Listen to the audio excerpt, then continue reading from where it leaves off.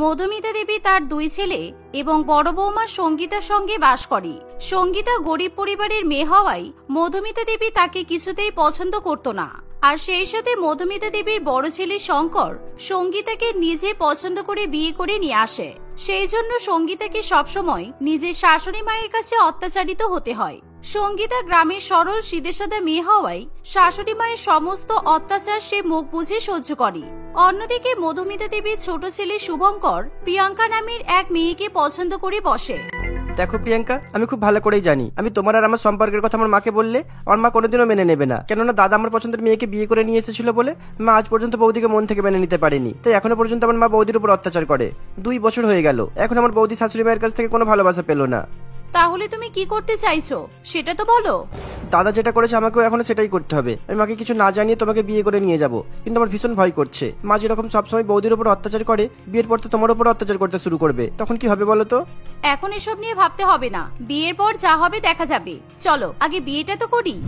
কয়েকদিনের মধ্যেই শুভঙ্কর প্রিয়াঙ্কাকে বিয়ে করে নিজের বাড়িতে নিয়ে যায়। সঙ্গীতা দরজার বাইরে তার ছোট দেওর এবং নতুন যাকে দেখতে পেয়ে খুবই খুশি হয়। তাই সে তাড়াতাড়ি নতুন বউকে বরণ করার জন্য বরণডালা সাজিয়ে নিয়ে আসে। আর এটা দেখে মধুমিতা দেবী বলে, কি ব্যাপার, তুমি বরণডালা সাজিয়ে নিয়ে এসেছো কেন? কাকে বরণ করবে তুমি? কেন মা, আপনার নতুন বৌমাকে বরণ করব? আপনি দেখতে পাচ্ছেন না দরজার বাইরে শুভঙ্কর আর ওর নতুন বউ দাঁড়িয়ে আছে, তাই আমি ওদেরকে বরণ করব বলে বরণডালাটা নিয়ে এলাম। আমি সবই দেখতে পাচ্ছি, আমি অন্ধ নই। ওই মেয়েকে বরণ করা তো দূরের কথা, এই বাড়িতে ওই মেয়েকে কোনো জায়গা দেব না। আমি কখনোই আমার বাড়িতে ঢোকার অনুমতি দেব না। বাইরেই দাঁড়িয়ে থাকুক, আমার অমতে বিয়ে করলে এরকমই হবে। অন্যদিকে বেশ কিছুক্ষণ দাঁড়িয়ে থাকার পরও প্রিয়াঙ্কা যখন দেখে তাদেরকে কেউ ভেতরে যেতে বলছে না, তখন প্রিয়াঙ্কা নিজেই শুভঙ্করকে বলে, শুভঙ্কর, মনে হচ্ছে আমাদেরকে কেউ ওয়েলকাম জানাবে না। আর তাছাড়া এটা তো এখন আমার শ্বশুর বাড়ি, মানে আমার নিজের বাড়ি। নিজের বাড়িতে ঢোকার জন্য কারোর পারমিশন লাগবে না, আমি একাই ঢুকে যেতে পারি। চলো আমরা ভেতরে যাই। এই বলে প্রিয়াঙ্কা শুভঙ্করের সঙ্গে বাড়ির মধ্যে প্রবেশ করে। আর এটা দেখে মধুমিতা দেবী প্রচন্ড পরিমাণে রেগে যায়। এই মেয়ে, তুমি কোন সাহসে আমার বাড়ির মধ্যে প্রবেশ করলে? আমি কি তোমাকে আমার বাড়িতে ঢোকার অনুমতি দিয়েছি? বেরিয়ে যাও এখনই আমার বাড়ি থেকে। তোমার মতো বেয়াদব মেয়েকে আমি বাড়িতে জায়গা দেব না। আমি কোথাও যাব না মা, কারণ এটা এখন থেকে আমার বাড়ি। শুভঙ্কর আমাকে বিয়ে করেছে, তাই আমি এই বাড়ির ছোট বউ। তাই আমি আমার বাড়ি ছেড়ে, আমার অধিকার ছেড়ে কোথাও যাব না। প্রিয়াঙ্কার মুখে এরকম কথা শুনে মধুমিতা দেবীর খুবই রাগ হয়। শয়তান মেয়ে, তোমার তো দেখছি মুখে অনেক কথা। বাড়িতে ঢুকতে না ঢুকতেই তুমি অধিকার নিয়ে কথা বলা শুরু করেছো। তোমাকে কিভাবে বাড়ির বাইরে বের করতে হয় আমি খুব ভালো করেই জানি। ঘাড় ধাক্কা দিয়ে আমি তোমাকে বাড়ি থেকে বের করে দেব। এই বলে মধুমিতা দেবী প্রিয়াঙ্কার গালে একটা চড় মারতে যাবে, তখনই প্রিয়াঙ্কা তার শাশুড়ি মায়ের হাতটা ধরে নেয়। না মা, একদমই নয়। আমি আপনার ছোট বৌমা প্রিয়াঙ্কা, আপনার বড় বৌমা নই যে আমি আপনার সমস্ত অত্যাচার মুখ বুঝে সহ্য করব। আমি শহরের মেয়ে, আজকালকার যুগের প্রতিবাদী মেয়ে। আমি বোকা মেয়ে নই, আমি অন্যায়ের বিরুদ্ধে প্রতিবাদ করতে জানি। আজকে যে ভুলটা করছিলেন, দ্বিতীয়বার এরকম ভুল করবেন না। আমার গায়ে হাত তোলার আগে 10 বার চিন্তা করে নেবেন, কারণ আপনি এখন বৃদ্ধ হয়ে গেছেন আর এখন আমরা যুবতী। তাই আপনার তুলনায় আমাদের গায়ের শক্তি কিন্তু অনেক বেশি। প্রিয়াঙ্কার মুখে এমন কথা শুনে মধুমিতা দেবী একেবারে চুপ করে যায়। সে কি বলবে কিছুই বুঝে উঠতে পারে না। নতুন ছোট বৌমার এরকম ভয়ঙ্কর রূপ দেখে সে একেবারে থতমত খেয়ে যায়। সে মনে মনে বুঝতে পারে প্রিয়াঙ্কাকে অত সহজে দাবিয়ে রাখা সম্ভব নয়। বুঝেছি, এই মেয়ে একেবারে ধানি লঙ্কা। একে কিভাবে লাইনে আনতে হয় সেটা আমার ভালো করেই জানা আছে। বাড়িতে আসতে না আসতেই আমাকে ধমক দিচ্ছে। আমিও দেখি এই বাড়িতেও কিভাবে টিকতে পারে। মনে মনে এসব ভাবতে ভাবতে মধুমিতা দেবী সোজা রান্নাঘরে চলে যায়। আর সে রান্নাঘরের সমস্ত রেশনপত্র এবং আনাজ আলমারিতে ঢুকিয়ে তালা দিয়ে দেয়, যাতে বাড়ির কেউ রান্না বান্না কিংবা খাওয়া দাওয়া করতে না পারে। আর সে আলমারির চাবি নিয়ে নিজের ঘরে চলে যায়। কিছুক্ষণ পর যখন সঙ্গীতা রান্নাঘরে ঢোকে, তখন সে দেখে রান্নাঘরের আনাজপত্র এবং সবজি কিছুই নেই। আর সে খুব ভালো মতোই আন্দাজ করতে পারে এটা তার শাশুড়ি মায়েরই কাজ। তখনই সেখানে প্রিয়াঙ্কা এসে বলে, দিদি, আজকে কি রান্না হবে? আমি তোমাকে হেল্প করার জন্য রান্নাঘরে চলে এসেছি।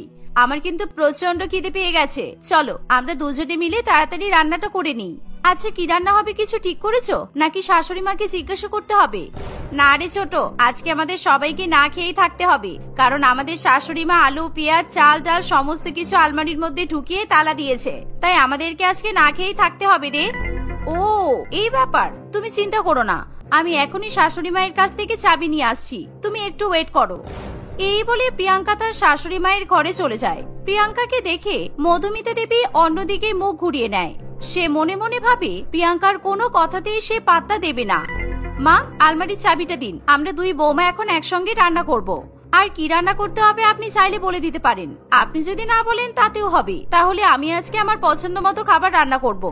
আর হ্যাঁ, ফ্রিজের চাবিটাও দেবেন কিন্তু। ফ্রিজেও দেখলাম আপনি তালা দিয়েছেন। দিদি বলল ফ্রিজে মাছ মাংস আছে। যতই হোক, আমি তো এই বাড়ির নতুন বউ, আজকে আমার জন্য মাছ মাংস তো রান্না করতেই হবে, তাই না? ও, তুমি নতুন বউ, কিন্তু আজকে এই নতুন বৌমাকে তো না খেয়ে থাকতে হবে। শুধু তোমাকে না, তোমার সাথে সাথে বাড়ির সবাইকে আজকে না খেয়ে থাকতে হবে। চাবি আমি কিছুতেই দেব না। আমিও দেখি তুমি এবার কি করতে পারো। একটু আগেই তো গায়ের শক্তি দেখাচ্ছিলে খুব, তাই না? আপনি তাহলে চাবি দেবেন না, তাই তো? ঠিক আছে, চাবি ছাড়া কিভাবে আলমারি খুলতে হয় আমার ভালো মতোই জানা আছে। তবে হ্যাঁ, আপনার আলমারির কোনো ক্ষতি হলে আমি দায়ী নই। এমনিতেও তো দেখলাম আলমারিটা অনেক দিনের পুরানো হয়ে গেছে। যাই, আমি আমার কাজটা সেরে ফেলি। প্রিয়াঙ্কা কি করতে চলেছে মধুমিতা দেবী কোনো অনুমান করতে পারে না। প্রিয়াঙ্কার বেশি কথা না বলে তখনই বাড়ির বাইরে বেরিয়ে যায়, আর বাইরে থেকে একটা বড় ভারী পাথর নিয়ে আসে। আর সেই পাথর দিয়ে আলমারির তালায় আঘাত করলে তালা সঙ্গে সঙ্গে ভেঙে যায়। প্রিয়াঙ্কাকে এমন কাণ্ড করতে দেখে তার বড় যা সঙ্গীতা প্রচন্ড পরিমাণে অবাক হয়। ওরে বাবা, এ তুই কি করছিস ছোট? তোর তো অনেক সাহস। আমার তো এসব দেখে খুবই ভয় করছে। শাশুড়ি মা এই বুঝি এসে আমাদেরকে মারধর করবে। তোকে দেখে আমি খুবই অবাক হচ্ছি। এই বাড়িতে এসে পর্যন্ত আমি তো শাশুড়ি মায়ের মুখে মুখে একটা কথা পর্যন্ত বলতে পারিনি। সেই জন্যই তো তোমাকে অনেক অত্যাচার সহ্য করতে হয়েছে, কিন্তু আমি মুখ বুঝে অত্যাচার সহ্য করতে পারবো না। চলো আমরা দুজনে মিলে রান্নাটা করে নিই। আমি এই বাড়ির নতুন বউ, আজকে আমি নিজের জন্য নিজেই বিভিন্ন রকমের আইটেম রান্না করব। এই বলে প্রিয়াঙ্কা এবং সঙ্গীতা বিভিন্ন রকমের খাবার রান্না করতে শুরু করে। রান্না করার পর প্রিয়াঙ্কা বলে, চলো দিদি, আগে আমরা আমাদের শাশুড়ি মাকে খাবারটা দিয়ে দিই। আজকে রান্নাগুলো কিন্তু খুবই টেস্টি হবে, কারণ আমি খুব ভালো রান্না করতে পারি। আমি আমার শাশুড়ি মাকে আমার হাতে রান্না খাইয়ে মন জয় করে নেব। চলো যাই। অত সহজ নয় রে ছোট, তুই আলমারির তালা ভেঙে দিয়েছিস বলে মা তোর উপর প্রচন্ড রেগে আছে। কিছুতেই মা ঘরের দরজা খুলছে না। আমার মনে হচ্ছে মা এখন বাইরেও বেরোবে না। ঠিক আছে, তাহলে চলো, মায়ের খাবারটা আমি বরং মায়ের ঘরেই দিয়ে আসি। এই বলে প্রিয়াঙ্কা এবং সঙ্গীতা তাদের শাশুড়ি মায়ের খাবার নিয়ে দরজার কাছে দাঁড়িয়ে দরজা ঠুকতে থাকে, কিন্তু মধুমিতা দেবী কিছুতেই দরজা খুলতে চায় না। এর ফলে প্রিয়াঙ্কা প্রচন্ড বিরক্ত হয়ে জোরে জোরে দরজা ঠুকতে শুরু করে। দিদি, শাশুড়ি মা বোধহয় কিছু শুনতে পাচ্ছে না। আমার মনে হচ্ছে আমি আলমারির তালাটা যেভাবে ভেঙেছি সেভাবেই বোধহয় এখন শাশুড়ি মায়ের দরজাটাও ভাঙতে হবে। এই শুনে মধুমিতা দেবী ভয় পেয়ে যায় আর তাড়াতাড়ি করে দরজাটা খুলে দেয়। এই মেয়ে, তুমি কি নিজেকে শক্তিমান মনে করো? কি সাংঘাতিক বেয়াদব মেয়ে! আমার বাড়িতে তুমি কি ভাঙাভাঙি করতে এসেছো? বাবা মা কিচ্ছু শেখায়নি তোমাকে? কিভাবে সংসার করতে হয় সেটা শেখায়নি? কি করতে এসেছো তোমরা এখন এখানে? চিন্তা করবেন না মা, আমি আপনার দরজা ভাঙবো না। আমি তো আপনাকে একটু ভয় দেখাচ্ছিলাম। এই নিন, আমরা আপনার জন্য খাবার এনেছি, খাবারগুলো খেয়ে নিন। আমি কোনো খাবার খাবো না। এখনই আমার চোখের সামনে থেকে খাবারগুলো নিয়ে যাও, না হলে কিন্তু আমি সমস্ত খাবার টান মেরে ছুঁড়ে ফেলে দেব। নিয়ে যাও বলছি। দেখুন মা, আমি কিন্তু আবারও বলছি, ভালোই ভালোই খাবারটা খেয়ে নিন। আপনি যদি এই খাবারটা এখন না খান তাহলে কিন্তু আজকে সারাদিন আপনি কোনো খাবার পাবেন না। আপনাকে না খেয়েই থাকতে হবে। ঠিক আছে, আমিও দেখি আমাকে কে খাবার খাওয়াতে পারি। মরে যাব, কিন্তু তোমার হাতের কোনো খাবার আমি খাবো না, এই আমি বলে দিলাম। ঠিক আছে, কোনো ব্যাপার নয়। চলো দিদি, আজকে মায়ের ভাগের খাবারগুলো আমরা দুজনই খেয়ে নেব। আমার তো এই চিকেন কষা, মটন কষা, ফ্রাইড রাইস, চিলি চিকেন এগুলো দেখেই লোভ লাগছে। চলো চলো, আমার আর তর্স হয়েছে না। এই বলে প্রিয়াঙ্কা খাবারগুলো নিয়ে সেখান থেকে চলে যায়, আর মধুমিতা দেবী আবার দরজা বন্ধ করে বসে থাকে।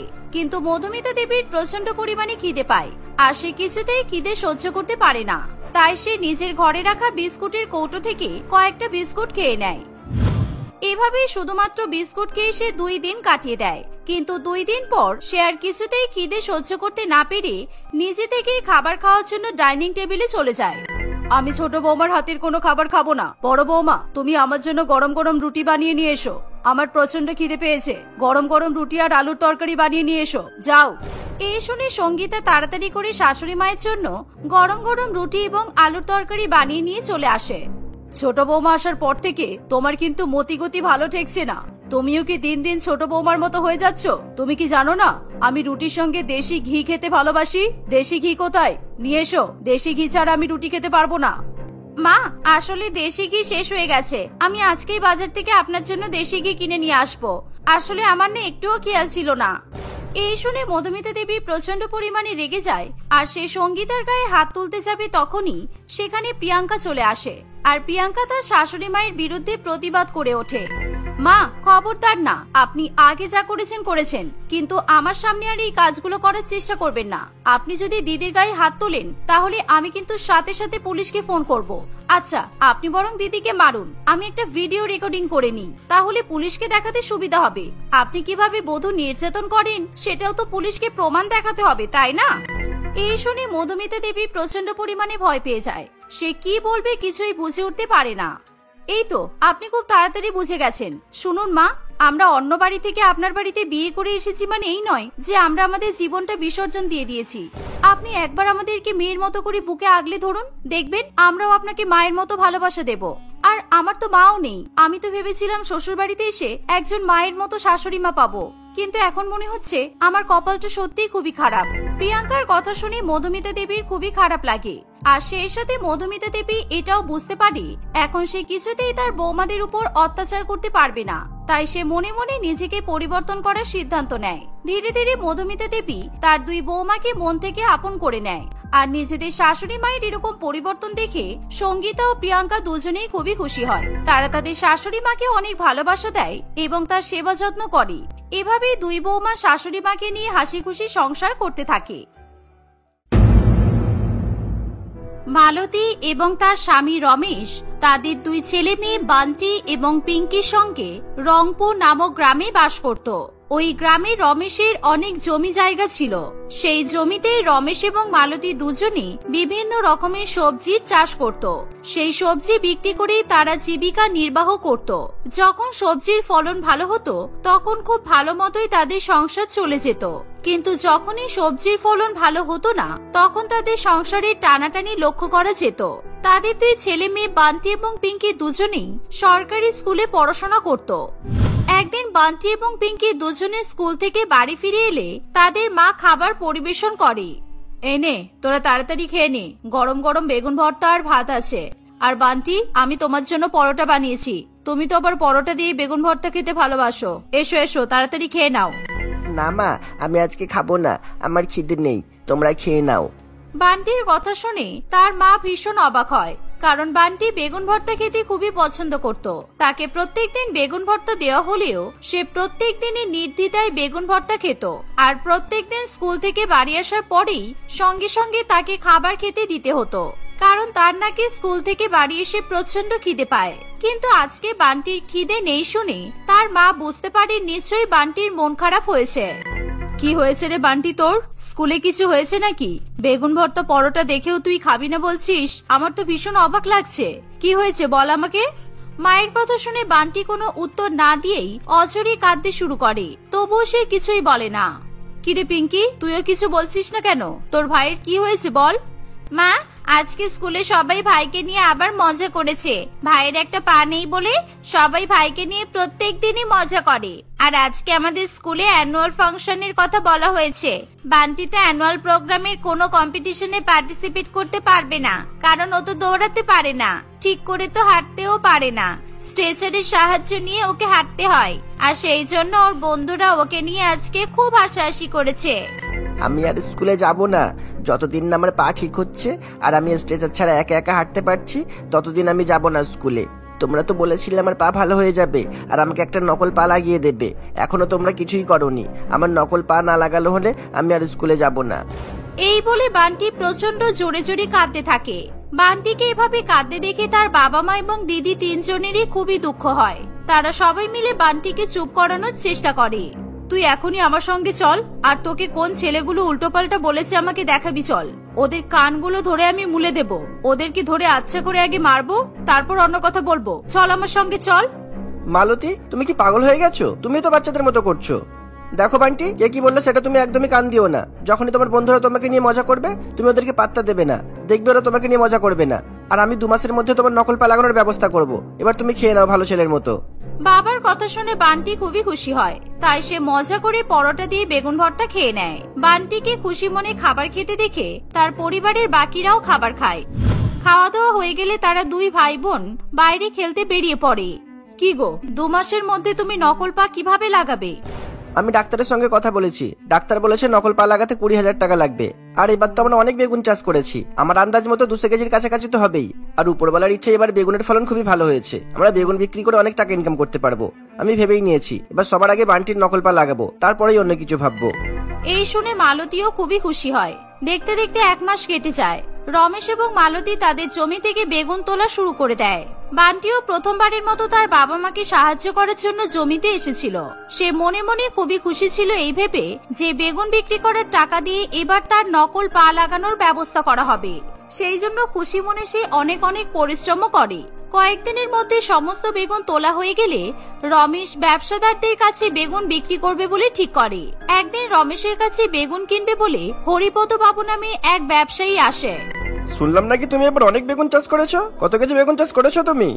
200 কেজিরও বেশি বেগুন চাষ করেছি এবছর আমরা। আপনি 200 কেজি ধরুন না, 50 টাকা করে কেজি দরে দেবো, তাহলে আপনার হচ্ছে 10,000 টাকা। আর আমি আবারও বেগুনের বীজ ছড়িয়ে দিয়েছি, কারণ আমার অনেক টাকার দরকার। তোমার কি মাথা খারাপ হয়ে গেছে রমেশ? কদিন আগে তো দেখলাম বাজারে বেগুন 30 টাকা কেজি দরে বিক্রি হচ্ছে, আর তুমি বলছো 50 টাকা কেজিতে তোমার কাছে পাইকারি দামে বেগুন কিনতে। আমি তোমাকে প্রতি কেজি 10 টাকার বেশি দিতে পারবো না, সেই অনুযায়ী তোমার হচ্ছে 2,000 টাকা। এবার বলো কি করবে? কি বলছেনটা কি? এত কম দামে বেগুন বিক্রি করলে আমার তো প্রচুর লস হয়ে যাবে। না না, এত কম দামে আমি বেগুন বিক্রি করতে পারবো না। ঠিক আছে, তাহলে যার কাছে ইচ্ছে তুমি বেগুন বিক্রি করো, আমি তাহলে তোমার কাছ থেকে বেগুন কিনতে পারবো না। এই বলে হরিপদ বাবু সেখান থেকে চলে যায়। রমেশ এবং মালতী দুজনেই খুবই চিন্তায় পড়ে। কি হবে এবার? অন্য কোনো ব্যবসায়ী নেই? তুমি অন্য কোনো ব্যবসায়ীর সঙ্গে কথা বলার চেষ্টা করো। এত কম দামে বেগুন আমরা বিক্রি করব কিভাবে? আমি চেষ্টা করেছি মালতী, বাজারে বেগুনের দাম 70 থেকে 80 টাকা কেজি, আর সেই জায়গায় আমরা 10 টাকা কেজি দরে কেন বেগুন বিক্রি করতে যাব? হরিপদ বাবু একেবারে ডাহা মিথ্যা কথা বলছে। 30 টাকা কেজি বেগুন এখন কোনো জায়গায় পাওয়া যায় না। যাক, আমি দেখছি কি করা যায়। এই বলে রমেশ আরো অনেক ব্যবসায়ীর সঙ্গে কথা বলার চেষ্টা করে, কিন্তু কেউই রমেশের কাছ থেকে 50 টাকা কেজি দরে বেগুন কিনতে চায় না। এর ফলে রমেশ খুবই দুশ্চিন্তায় ভোগে। বান্টি এবং পিঙ্কি এই ব্যাপারে জানার পর তাদেরও মন খারাপ হয়ে যায়। বান্টি কোনো কিছু না বুঝেই মনে মনে তার বাবা মায়ের উপরেই রাগ করতে শুরু করে। এমনকি সে তার বাবা মায়ের সঙ্গেও বাজে ব্যবহার করতে আরম্ভ করে। বান্টি, কিরে, খেয়ে নিবি? চল, দেখ আমি আজকে বেগুন ভর্তা বানিয়েছি। আবার আজকে কিন্তু আমি পরোটা বানাইনি, তেল শেষ হয়ে গেছে বলে আমি রুটি বানিয়েছি। গরম গরম রুটি দিয়ে বেগুন ভর্তা খেয়ে দেখ, ভালোই লাগবে। বান্টি তার মায়ের উপর প্রচন্ড পরিমাণে রেগে গিয়ে খাবারের প্লেটটা ছুঁড়ে ফেলে দেয়। বান্টির এরকম আচরণ দেখে তার পরিবারের সকলেই প্রচন্ড অবাক হয়। সবসময় বেগুন ভর্তা, বেগুন ভর্তা, বেগুন ভর্তা, আমার আর ভালো লাগে না বেগুন ভর্তা। তোমরা সবসময় আমাকে মিথ্যা কথা বলো। তোমরা বলেছিলে আমাদের জমির বেগুনগুলো বিক্রি হলেই নকল পা লাগিয়ে দেবে, কিন্তু আমাদের বেগুন তো বিক্রিই হয় না। আর সেই জন্য ওই বেগুনগুলো এখন ভর্তা বানিয়ে আমাদেরকে খাওয়াবে, তাই তো? যখন আমার নকল পা লাগিয়ে দিতে পারবে না, তখন মিথ্যা কথা কেন বলো? বান্টি, এ তুই কি বলছিস বাবা? এরকম করলে হয় নাকি? আমরা তো বেগুন বিক্রি করার চেষ্টা করছি, আর আমরা তোকে মিথ্যা কথা বলতে যাবো কেন? আমরা তো যথেষ্ট চেষ্টা করছি যাতে তোর নকল পাটা লাগানো যায়। তুই আমাদেরকে ভুল ভাবছিস বাবা। আমি ভুল ভাবছি না, আমি যা ভাবছি ঠিকই ভাবছি। আসলে তোমরা চাও না যে আমি অন্য বাচ্চাদের মতো হাঁটতে পারি। আমার তো কপালটাই খারাপ যে আমি এরকম একটা গরিব বাড়িতে জন্মেছি। সকাল বিকাল দুপুরে শুধু বেগুন ভর্তা খেতে হয়। তোমরা বেগুন ভর্তা খাও, আমি খাবো না, আমি মাংস খাবো। তোমাদের তো মাংস কেনার মতো ক্ষমতাও নেই। সামান্য 20,000 টাকা তোমরা জোগাড় করতে পারছো না, আর আমি জানি তোমরা পারবেও না কখনো। বান্টির মুখে এরকম বড় বড় কথা শুনে তার বাবা মা প্রচন্ড পরিমাণে হতবাক হয়। তারা একেবারে বাক্যহারা হয়ে পড়ে।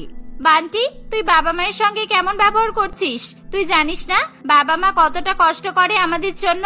বড়দের সঙ্গে কেমন ব্যবহার করতে হয় তুই কি ভুলে যাচ্ছিস? তোর মাথায় কি কোনো বুদ্ধি জ্ঞান নেই? তুই বেশি কথা বলবি না একদম। উপরওয়ালা তো তোকে 2টো পা দিয়েছে, যদি একটা পা থাকতো তাহলে তুই বুঝতে পারতিস কেমন লাগে। আমি আর কখনো বেগুন ভর্তা খাবো না, আমাকে বেগুন ভর্তা খাওয়ার জন্য বলবে না বলে দিলাম। এই বলে বান্টি রাগ করে বাড়ি থেকে বেরিয়ে পড়ে। বান্টির বাবা মা প্রচন্ড পরিমাণে ভেঙে পড়ে। তারা অনেক চেষ্টা করেও বেগুন বিক্রি করতে পারে না। কি গো, বেগুনগুলো তো এরকম ভাবে পড়ে থাকলে খারাপ হয়ে যাবে। আমার মনে হয় না আমরা আর বেগুনগুলো বিক্রি করতে পারবো। আমি বলছিলাম কি, বেশি করে বেগুন ভর্তা বানিয়ে চলো, গ্রামের লোকেদেরকে খাইয়ে দিই। এছাড়া তো আর আমাদের কাছে কোনো উপায় নেই। গ্রামের লোককে বেগুন ভর্তা খাইয়ে কি হবে? সবাই তো ফ্রিতে খেতে চলে আসবে, কেউ কি আর তোমাকে টাকা দেবে? এত বড় সমস্যায় আছি, আর এখন তুমি গ্রামের লোককে নিমন্ত্রণ করে খাওয়ার কথা ভাবছো? আর তোমার বাড়িতে শুধু বেগুন ভর্তা আর রুটি খেতে কে বাসবে বলো তো? মা ঠিকই বলেছে বাবা, বেকার বেগুনগুলো নষ্ট করাচ্ছে অনেক অনেক বেগুন ভর্তা বানিয়ে গ্রামের লোকেদের খাইয়ে দেওয়াই ভালো হবে। আর যাদের বেগুন ভর্তা খাওয়ার ইচ্ছা হবে তারা নিশ্চয়ই আসবে, আমরা তো আর কাউকে জোর করতে পারবো না। ঠিক আছে, আমি কালকেই তাহলে গ্রামের সবাইকে বলে আসবো। মালতী এক এক করে তাদের গ্রামের সকলকেই নিজের বাড়িতে নিমন্ত্রণ করে। অনেকেই তার কথা শুনে খুশি হলেও কেউ কেউ মালতীর কথা শুনে মনে মনে রাগ করে। মালতী সকলের সঙ্গে সঙ্গে গ্রামের প্রধান সাহেবকেও নিমন্ত্রণ করেছিল। আমি নিশ্চয়ই তোমাদের বাড়িতে বেগুন ভর্তা খেতে যাব, আমার তো বেগুন ভর্তা খেতে খুবই ভালো লাগে। যাক, কেউ তো নিমন্ত্রণ করেছে। আজ পর্যন্ত এই গ্রামের কেউ তো আমাকে নিমন্ত্রণ করে খাওয়ায়নি কিছু, তাই তুমি যখন আমাকে নিমন্ত্রণ করেছো আমি খুব খুশি হলাম। এই শুনে মালতী খুবই খুশি হয়। মালতী সবাইকে নিমন্ত্রণ করে বাড়িতে চলে যায়। মালতী চলে যাওয়া মাত্রই তাকে নিয়ে সমালোচনা করা শুরু হয়। খেয়ে দিয়ে কাজ নেই নাকি? ওনাদের বাড়িতে আমরা বেগুন ভর্তা খেতে যাব। কারি কারি বেগুন চাষ করেছিল, ওই বেগুন বিক্রি হচ্ছে না বলে আমাদেরকে খাইয়ে দেবে। আমাদের কি কারোর খাওয়া হয় না যে আমরা ওদের বাড়িতে বেগুন ভর্তা আর রুটি খেতে যাব? আমাদের বাড়িতে মাংস ছাড়া কেউ ভাত খায় না। হ্যাঁ, আমাদেরকে গরু ছাগল মনে করেছে যে বেগুন ভর্তা রুটি খেতে দিলে আমরা খেয়ে নেব? আমাদের গ্রামে তো গরু ছাগলের অভাব ছিল না, ওই বেগুনগুলো তো গরু ছাগলকেই খাইয়ে দিলে পারতো। এরকম ভাবে গ্রামের বেশ কিছুজন মালতীকে নিয়ে সমালোচনা করতে থাকে। কিন্তু পরের দিনই মালতীর বাড়িতে গ্রামের অধিকাংশ জন বেগুন ভর্তার নিমন্ত্রণ খেতে চলে আসে। মালতী, রমেশ এবং পিঙ্কি তিনজনে খুবই ভালোবেসে সকলকে মজাদার বেগুন ভর্তা এবং রুটি খাওয়ায়। বান্টি এসব দেখে তার বাবা মায়ের উপর আরো রেগে যায়। তোমাদের লজ্জা করে না বলো? তোমরা আমাকে নিয়ে ভাবনা চিন্তা না করে গ্রামের লোকেদেরকে বেগুন ভর্তা খাওয়াচ্ছ। আমার যে একটা পা নেই সেটা নিয়ে তোমাদের কি কোনো চিন্তা নেই? আমি যে কতটা কষ্টে থাকি তোমরা কি সেটা কখনোই বোঝার চেষ্টা করো না? এরকম করিস না বাবা, তুই আমাদের একটু সময় দে, আমরা কিছু একটা ব্যবস্থা করেই ছাড়বো। এখন বাড়িতে অনেকেই আছে, তুই এই সময় এরকম চেঁচামেচি করিস না। মায়ের কথা শুনে বান্টি একেবারে বাড়ি থেকেই বেরিয়ে পড়ে।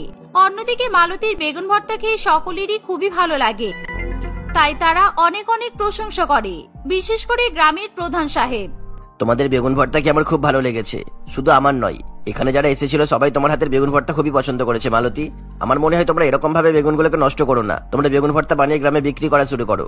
বেগুন বিক্রি করার চেয়ে বেগুন ভর্তা বিক্রি করে তোমরা বেশি লাভ করতে পারবে। আর বেগুন ভর্তার সঙ্গে যদি গরম গরম পরোটা থাকে তাহলে তো আরো জমে যাবে। কিন্তু কেউ কি আমাদের কাছ থেকে বেগুন ভর্তা কিনে খাবে? ব্যাপারটা একটু কিরকম না? খাবে না মানে সবাই খাবে। তুমি জানো না মালতী তুমি কত ভালো বেগুন ভর্তা বানাতে পারো? বাজারে আমার যে দোকানটা আছে না ওটা এমনিই পড়ে আছে, তুমি ওই দোকানটাই পরিষ্কার করে ওখানে বেগুন ভর্তা পরোটা বিক্রি করা শুরু করো। আর তাছাড়া একবার চেষ্টা করে দেখতে তো কোনো অসুবিধা নেই, আর কোনো সাহায্য লাগলে আমাকে বলো, আমি সবসময় আছি।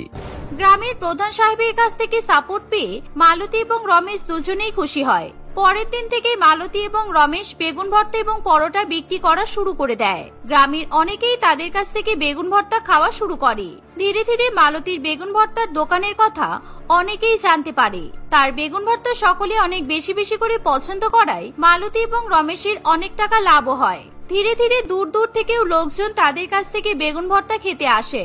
এভাবেই 2 মাসের মধ্যেই রমেশ এবং মালতী 20,000 টাকা জমাতে সক্ষম হয়। 20,000 টাকা নিয়েই তারা সবচেয়ে আগে বান্টির নকল পা লাগিয়ে দেয়। বান্টি নতুন পা পাওয়ার ফলে খুবই খুশি হয়, সে আনন্দে লাফাতে থাকে। ভাই, তুই তো বেগুন ভর্তার উপর কতটা রাগ করেছিলি, তুই রাগ করে তো বেগুন ভর্তা খাওয়াই ছেড়ে দিয়েছিলি। দেখেছিস তো, বেগুন ভর্তার জন্য আজকে তোর নকল পা লাগানো হয়ে গেল। এবার বেগুন ভর্তার উপর তোর রাগ নেই তো ভাই? এবার তুই বেগুন ভর্তা খাবি তো? হ্যাঁ দিদি, আজকে আমি পেট ভরে বেগুন ভর্তার পরোটা খাবো। আমি অনেকদিন মায়ের হাতে তৈরি বেগুন ভর্তা মিস করেছি। মা, বাবা, তোমরা আমাকে ক্ষমা করে দাও, আমি তোমাদের সঙ্গে অনেক খারাপ ব্যবহার করেছি। তোমরা সত্যিই খুব ভালো, তোমরা এই পৃথিবীর বেস্ট মা বাবা।